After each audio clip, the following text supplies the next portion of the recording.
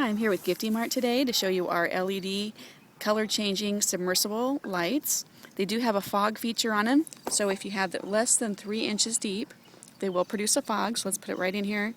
I didn't have any area in my pond that was less than 3 inches deep, so I just used this plastic spoon from the kitchen, and I'll put it right in here and a rock to keep it stable.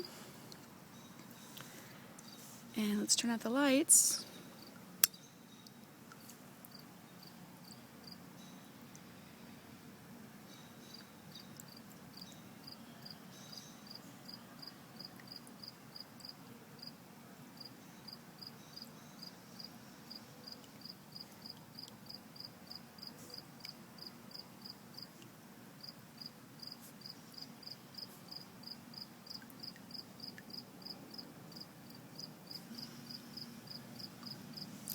You will notice that if I do put it deeper than the 3 inches, it will still work as a color changing light, but it'll no longer smoke